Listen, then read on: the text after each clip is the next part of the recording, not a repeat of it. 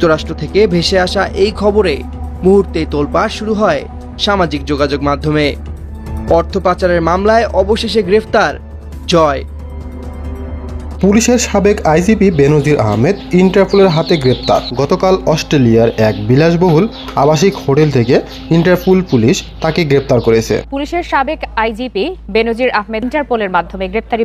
বাড়ি থেকে টোকায় নিয়ে আসবো, মাটির তলে ঢুকলে সেখান থেকে বের করে নিয়ে আসবো। দর্শক, অর্থ পাচারের মামলায় অবশেষে আটক হয়েছেন সাবেক প্রধানমন্ত্রী শেখ হাসিনার ছেলে সজীব ওয়াজেদ জয় ও সাবেক পুলিশের প্রধান বেনজির আহমেদ। দুই কুখ্যাত ব্যক্তি আটক হওয়ার পর বাংলাদেশ ও বিশ্বজুড়ে তোলপাড় সৃষ্টি হয়েছে। কখন তাদেরকে আটক করা হয়েছে এই ভিডিওতে দেখতে পারবেন। তাদের বিরুদ্ধে কি ব্যবস্থা নিতে যাচ্ছে মার্কিন যুক্তরাষ্ট্রের প্রেসিডেন্ট ডোনাল্ড ট্রাম্প, পুরো ভিডিওটি জানতে পারবেন। না টেনে পুরো ভিডিওটি দেখবেন। চ্যানেলে নতুন হলে সাবস্ক্রাইব করে রাখবেন পরবর্তী আপডেট পাওয়ার জন্য। ভিডিওতে একটি লাইক করে পুরো ভিডিওটি দেখতে থাকুন।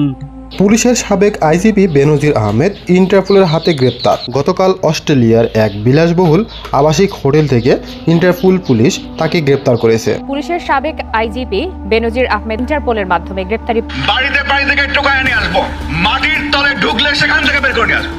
পুলিশ প্রশাসনকে ধ্বংস করে যিনি করেছেন দুর্নীতি, অনিয়ম করে যিনি করেছেন সম্পদের এভারেস্ট, তিনি বাংলাদেশ পুলিশের সাবেক মহাপরিচালক বেনজির আহমেদ। একসময় বাংলাদেশ পুলিশের সবচেয়ে শক্তিশালী কর্মকর্তা ছিলেন তিনি।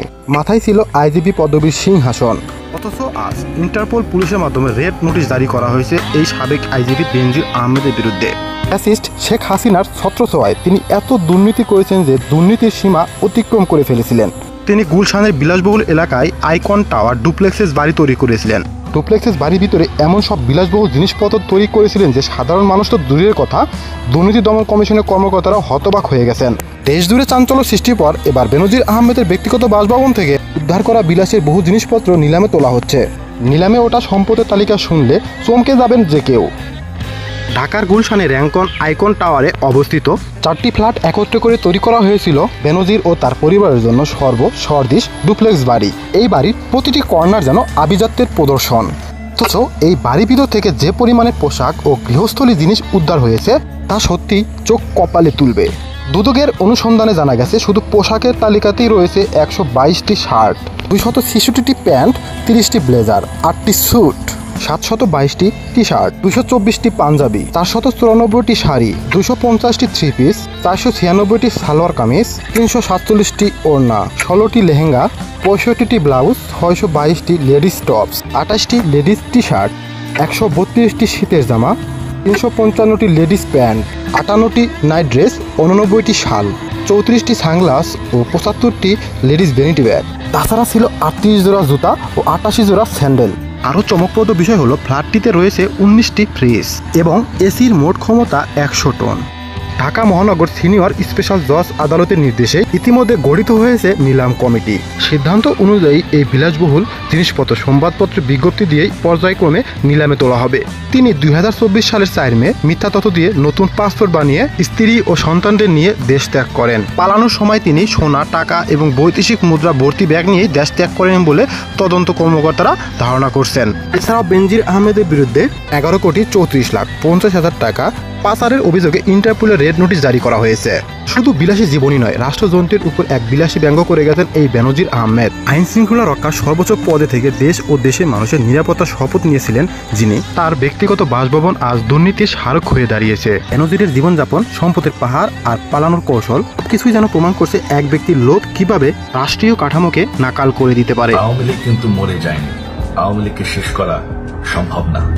এক বছরের মধ্যে আমরা 5,500টি ইউনিয়ন তথ্য কেন্দ্র বানিয়েছি। হঠাৎ করেই যেন ইউটিউবের পর্দায় নেমে এলো এক চাঞ্চল্যকর খবর।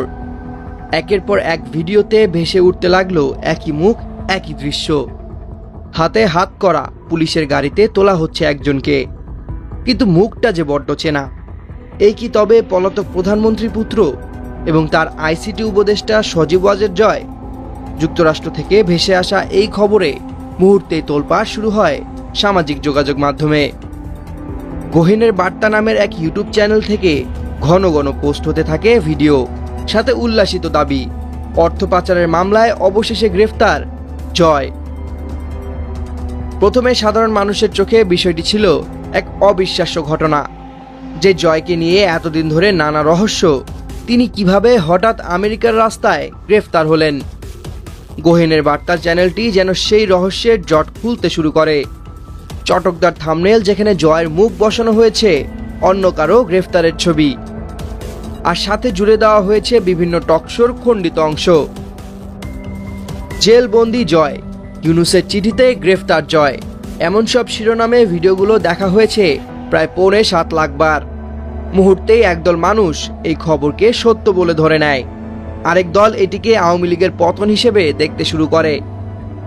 কিন্তু অল্প সময়ের মধ্যেই সন্দেহের বীজ বোনা হতে শুরু করে। কেউ বলল ভিডিওর ভেতরের কথার সাথে তো শিরোনামের কোনো মিল নেই, আবার কেউ বলল এত বড় একটি ঘটনা কিন্তু আন্তর্জাতিক কোনো গণমাধ্যমে খবর নেই কেন। জল্পনা কল্পনা যখন তুঙ্গে, ঠিক তখনই মঞ্চে আসে ফ্যাক্ট চেকিং নেটওয়ার্ক রুমার স্ক্যানার।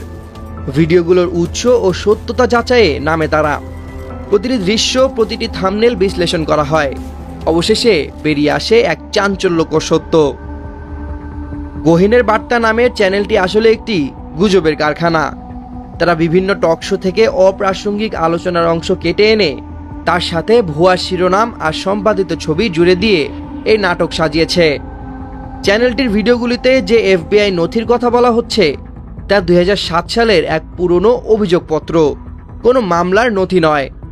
সেই নথিতে থাকার মার্কিন বিচার বিভাগের আইনজীবী লিন্ডা স্যামুয়েলস 2013 সালেই মারা গেছেন। আর FBI কর্মকর্তা ডেবরা ল্যাপ্রভটে নিজেই জানিয়েছেন এই অভিযোগের। দর্শক, হঠাৎ করেই একটি নিউজ মুহূর্তেই ভাইরাল হয়ে গিয়েছে, সেটি হচ্ছে সজীব ওয়াজেদ জয় আটক হয়েছেন। দর্শক, সজীব ওয়াজেদ জয়ের আটকের একটি ছবিও কিন্তু ভাইরাল হয়েছে। দর্শক, সেই ভিডিওটি আপনারা দেখেছেন। অবশেষে কিন্তু তার কোনো প্রমাণ পাওয়া যায়নি, সজীব ওয়াজেদ জয় গ্রেপ্তার হয়নি। অবশ্য সজীব ওয়াজেদ জয় যুক্তরাষ্ট্রে যা আছেন, তিনি কিন্তু সেখানে শান্তিতে নেই। কেননা সাবেক প্রধানমন্ত্রী শেখ হাসিনা ক্ষমতাচ্যুত হওয়ার পর নানা চাপে আছেন সজীব ওয়াজেদ জয়।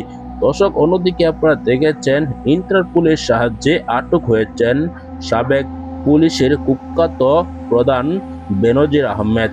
সেই বেনজির আহমেদই কিন্তু ইলিয়াস আলী সহ বিএনপির আরও বেশ কয়েকজন সিনিয়র নেতাকে গুম করে দেয়। এমনকি তিনি র্যাবে থাকাকালীন যে অপকর্ম করেছেন, তারপর কিন্তু তাকে মার্কিন যুক্তরাষ্ট্রের নিষেধাজ্ঞা দিয়েছিল। দর্শক, সেই বেনজির আহমেদ অবশেষে আটক হয়েছেন। দর্শক, এ বিষয়ে একটি প্রতিবেদন আপনারা দেখেছেন। এসব বিষয় নিয়ে আপনার কি মতামত জানাবেন। আসসালামু আলাইকুম ওয়া রাহমাতুল্লাহ।